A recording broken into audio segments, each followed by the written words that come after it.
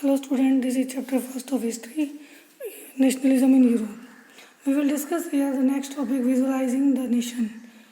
While it is easy enough to represent a ruler through a portrait or a statue, how does one go about giving a face to a nation? अगर किसी ruler की कोई picture बनानी हो, portrait बनाना हो या कोई statue बनाना हो तो वो इजी है, लेकिन अगर हम किसी देश की पिक्चर बनाना चाहते हैं तो वो हमारे लिए काफ़ी डिफ़िकल्ट होगा कि हम उसको क्या फेस दें, किस तरह से उसको शो करें. Artists in the 18th and 19th century found a way out by personifying a nation. 18th and 19th century में जो हमारे उस समय के आर्टिस्ट थे, उन्होंने देश को एक पर्सोनीफाई किया, उनको एक मानवीकरण किया, उसको एक रूप दिया. In other words they represented a country as if it were a person. उन्होंने एक देवी का रूप बना दिया और उसको एक व्यक्ति के रूप में चित्रित किया कि जैसे कि कोई वो देश जो है वो कोई देवी हो. इस तरह से उन्होंने उसको शो किया. Nations were then portrayed as female figure. और देशों को उस समय महिलाओं के रूप में, देवियों के रूप में चित्रित किया गया. The female form that was chosen to personify the nation did not stand for any particular women in real life. जो पिक्चर उनके लिए बनाई गई वो वास्तविक रूप में किसी स्त्री की नहीं थी, लेकिन उसको एक इमेजिनेशन के थ्रू एक महिला का रूप दिया गया. Rather, it sought to give the abstract idea of the nation a concrete form. That is, the female figure became an allegory of the nation. और किसी भी इसका मतलब ये था कि जो राष्ट्र का जो मानवीकरण किया गया वो एक स्त्री के रूप में किया गया, एक देवी के रूप में किया गया, और इस तरीके से एक देवी के रूप में उसको एक पहचान दी गई, उसकी पर्सोनिफिकेशन किया गया. You will recall that during the French Revolution, artists used the female allegory to portray ideas such as liberty, justice and the republic. French revolution के दौरान भी हमने कुछ पिक्चर्स देखी थी जिनमें आर्टिस्ट्स ने लिबर्टी, स्वतंत्रता, न्याय और गणतंत्र, इन सभी को एल्गरी यानी कि पिक्चर्स के थ्रू शो किया था. यानी कि फीलिंग्स को जब हम पिक्चर्स के थ्रू शो करते हैं तो वो एल्गरी कहलाती है. These ideas were represented through specific objects और सिम्बल्स.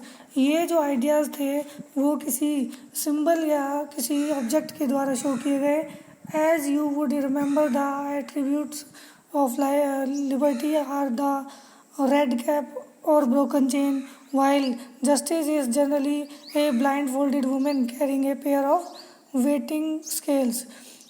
हमने जो फ्रेंच रेवोल्यूशन में पढ़ा, वो जो सिंबल्स पढ़े थे, उन सिंबल्स में शो किया गया था कि रेड कैप जो थी वो स्वतंत्रता की निशानी थी, जो कि जैकोबियन क्लब के पुरुष पहनते थे, और ब्रोकन चेन भी उस समय जो सिंबल था वो स्वतंत्रता का प्रतीक था. और इसी तरह न्याय की देवी के रूप में अगर हम देखें तो ये जो पिक्चर बनाई गई थी वो एक आँखों पे पट्टी बांधे हुए एक महिला हाथ में तराजू लिए हुए थी, जो कि उसको बराबर इक्वल रिप्रेजेंटेशन दे रही थी. तो इस तरह से उनको एक एल्गरी के रूप में, एक पिक्चर के रूप में शो किया. Similar female allegories were invented by artists in the 19th century to represent the nation. इसी तरह की जो एल्गरीज या सिंबॉलिक पिक्चर्स जो थी वो 19th सेंचुरी में देशों को रिप्रेजेंट करने के लिए बनाई गई. In France she was Kristen Mariana, a popular Christian name which underlined the idea of people's nation. France को एक नाम दिया गया, फ्रांस को जो एक पिक्चर बनाई गई फ्रांस की, वो मैरियाना, एक क्रिश्चियन नेम था ये, और उसके रूप में चित्रित किया गया कि मैरियाना जो है वो फ्रांस की देवी है. फ्रांस जो देश है उसको एक एल्गरी के रूप में शो किया गया. Her characteristics were drawn from those of liberty and republic. उसकी जो पिक्चर जो बनाई गई उसमें उसको रेड कैप पहनाए हुए दिखाया गया, और ट्राई कलर एक झंडा और कॉकेड, और इस तरह से उसके जो एक लिबर्टी और रिपब्लिक यानी कि गणतंत्र और स्वतंत्रता के जो सिंबल्स थे वो उसके आसपास दिखाए गए. Statue of Marianne were erected in public squares to remind the public of a national symbol of unity and to persuade them to identify with them it. Mariana की जो मूर्ति थी, स्टैचू जो थे, वो जगह जगह पर लगाए गए ताकि लोगों को वो याद आती रहे और लोग जो है अपनी देशभक्ति की भावनाओं को बरकरार रख सके. Marianne images were marked on coins and stamps. Marianne की जो इमेजेस हैं वो सिक्कों पर और स्टैम्प पर भी छापी जाने लगी. Similarly, Germania become the allegory of German nation. इसी तरह जर्मन कंट्री के लिए जो देवी का रूप चित्रित किया गया वो था Germania. In visual representation Germania wears a crown of oak leaves as the German oak stands for heroism. और जर्मेनिया के सिर पर ओक के पत्तों का ताज पहनाया गया था और जो कि ओक जो पेड़ था वो हीरोइज्म या वीरता की निशानी था जर्मनी में. यहाँ पर ये पिक्चर दिखाई गई है, जर्मेनिया की है.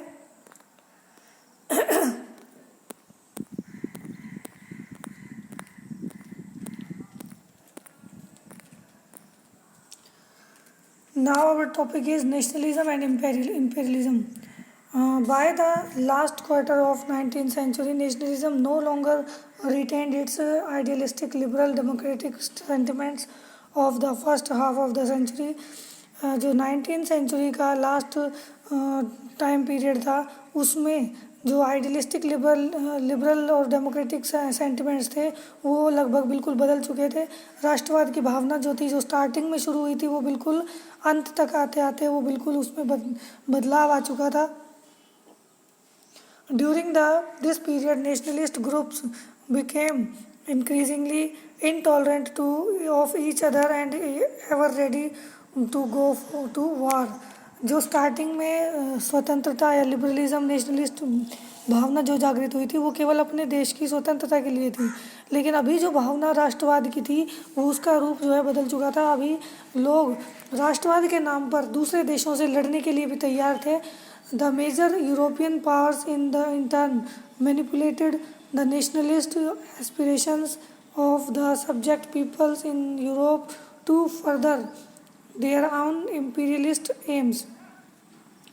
जो यूरोपियन पावर्स थी वो जो थी, यानी कि जो यूरोपियन कंट्रीज जो शक्तिशाली हो चुके थे उस समय तक, उन्होंने अपनी नेशनलिस्ट भावना, जो राष्ट्रवादी भावना थी, उसको अपने लोगों को का जो एम था, ध्येय था, वो बदल दिया.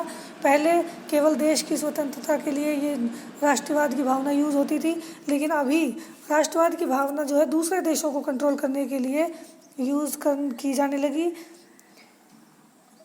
The most serious source of nationalist tension in Europe after 1871 was the area called Balkans. और जो राष्ट्रवाद की भावना थी वो जो है वो 1871 के बाद यूरोप के लिए एक टेंशन का कारण बनी, एक समस्या बन चुकी थी, क्योंकि वहाँ जो बाल्कन एरिया था, वो बाल्कन एरिया जो है वो सबसे बड़ी समस्या बना हुआ था. The Balkans was a region of geographical and ethnic variation comprising modern day Romania, Bulgaria, Albania, Greece, Macedonia, Croatia, Bosnia Herzegovina, Slovenia, Serbia, Montenegro, whose inhabitants were broadly known as Slavs. Balkan area जो था वो geographically और ethnic मतलब धार्मिक सा और राजनीतिक या भौगोलिक स्थिति उसकी जो है बिल्कुल ही डिफरेंट थी. उस क्षेत्र में अलग अलग जो एथनिक ग्रुप रहते थे, अलग अलग जो वो थे धर्म या जो धार्मिक ग्रुप थे उनसे रिलेटेड जो लोग थे. और आज के जो रोमानिया, बल्गारिया, ये सारे कंट्रीज़ जो हैं अभी हमने रीड करे हैं जिनको स्लाव कहा जाता था, वो सारे उस एरिया में बाल्कन एरिया में काउंट किए जाते थे. इन सब को मिलाकर बाल्कन एरिया कहा जाता था. ये large part of Balkans was under the control of Ottoman empire. Balkan area का एक बहुत बड़ा हिस्सा जो था वो ऑटोमन एम्पायर के अंतर्गत था.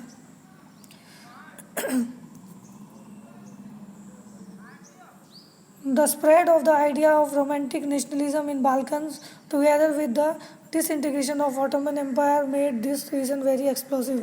क्योंकि उस समय जो ऑटोमन साम्राज्य था वो काफ़ी वीक हो चुका था, और ऑटोमन एम्पायर के कमज़ोर होने के कारण वहाँ पर रहने वाली जो नेशनलिटीज़ थी वो धीरे धीरे अपने आप को स्वतंत्र कराने लगी।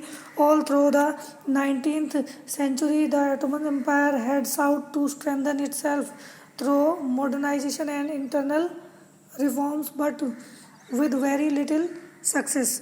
अब ये जो छोटे छोटे देश थे वो अपने आप को स्वतंत्र कराने लगे, और ऑटोमन एम्पायर जो था वो अपने आप को आधुनिकीकरण की ओर ले जाने लगा था, लेकिन उसमें वो ज़्यादा सक्सेसफुल नहीं हो पाया। One by one it's European subject nationalist broke away from its control and declared independent, जिसका परिणाम ये हुआ कि उसका कंट्रोल कमज़ोर होते ही जो यूरोप की जो जो जो एथनिक ग्रुप्स थे उन्होंने धीरे धीरे अपने आप को स्वतंत्र घोषित करना शुरू कर दिया। The Balkan people based on their claims for independence और political rights on the nationality and used history to prove that they had once been independent and but had subsequently been subjugated by foreign powers। जो ये देश स्वतंत्र हो रहे थे उन्होंने एक तो अपनी जो राष्ट्रीयता थी उसको अलग बताया कि जो मुस्लिम ऑटोमन एम्पायर मुस्लिम राज्य था, और जो कि ये यूरोपियन कंट्रीज़ जो थे वो जो उसके कंट्रोल में थे वो क्रिश्चियन कंट्रीज़ थे। तो उन्होंने ये मतलब ये विश्वास जताया लोगों को कि हम कभी स्वतंत्र थे और इन्होंने इन विदेशियों ने आकर हम पर कंट्रोल कर लिया था। Hence the rebellious nationalities in the Balkans through their struggles as attempt to win back their long lost independence। इसलिए इन्होंने अपनी राष्ट्रीयता को एक आधार बनाकर स्वतंत्रता आंदोलन चलाए और लोगों में जो आम लोगों में ये जागरूकता लाए, जिसके कारण वो अपनी जो लंबे समय से स्वतंत्रता खो गई थी उसको प्राप्त करने के लिए संघर्ष करने शुरू किए, और उसमें वो कुछ हद तक कामयाब भी हुए। As the different Slavic nationalities struggled to define their identity and independence, the Balkan area became an area of intense conflict। जैसे जैसे ये स्लेविक जो राष्ट्रीयताएं थी अलग अलग जो क्षेत्रों में अलग अलग धर्म के लोग रह रहे थे, इनके जो धार्मिक विद्रोह होने शुरू हो गए, और जिसके कारण इनमें आपस में काफ़ी कन्फ्लिक्ट्स क्रिएट हो गए।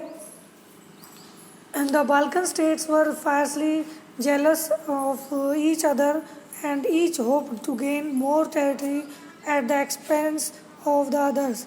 ये जो क्षेत्र जो आज़ाद हो रहे थे वो ज़्यादा से ज़्यादा एरिया जो है अपने कंट्रोल में करना चाहते थे। Matters were further complicated because the Balkans also became the scene of big power rivalry. इस तरह से जो बाल्कन एरिया था वो एक तरह से विस्फोटक क्षेत्र बन चुका था, और आपस में पावर्स जो हैं वो बढ़ाने की होड़ लग गई थी। During this period there was intense rivalry the European powers over trade and colonies as well as naval and military might. इस समय जो यूरोपियन कंट्रीज़ थी वो भी इनमें इंटरेस्ट दिखाने लगी, और these rivalries were very evident in the way of Balkan problem unfold। Each power, Russia, Germany, England, Austria-Hungary, was keen on countering the hold of other powers over Balkans, extending its own control over the area। This led to a series of wars in the region and finally the First World War।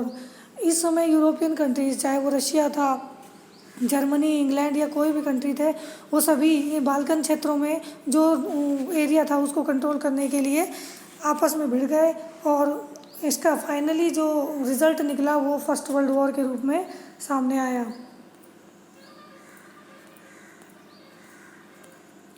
Nationalism aligned with imperialism led Europe to disaster in 1914।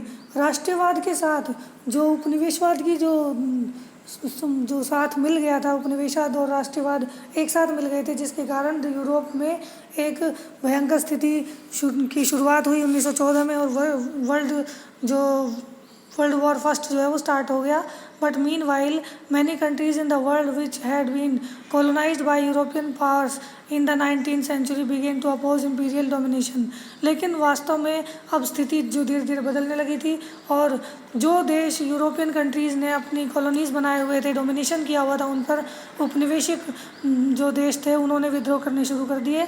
The anti imperial movement that developed everywhere were nationalist in the sense that they all struggled to form independent nation states and were inspired by a sense of collective national unity forged in confrontation to with imperialism. ये ये movement जो France में European countries के थे वो उनका असर अब इन कंट्रीज़ पर पड़ने लगा और उन्होंने भी स्वतंत्रता प्राप्त करने के लिए एक राष्ट्रीय राज्य बनाने के लिए अपने प्रयास शुरू किए. और इस तरह के इम्पेरियलिज़म जो विदेशी शासकों का शासन था उसको ख़त्म करने के लिए संघर्ष शुरू किया. European ideas of the nationalism were now here replicated और people were developed their own specific variety of nationalism. हर जगह अपनी अपनी राष्ट्रवाद की अलग अलग भावनाएं विकसित हुई देश अलग अलग देशों के according. But the idea of societies should be organise into nation state came to be accepted as natural and universal. लेकिन जो सामाजिक रूप से राष्ट्रीय राज्य की जो सोच थी उसको नेचुरली उसको स्वीकार कर लिया गया इन देशों के द्वारा और धीरे धीरे पूरे जो वर्ल्ड में राष्ट्रीय राज्यों का निर्माण हो गया. That's all for today. Keep learning. The chapter is over now. We will discuss next chapter in next video.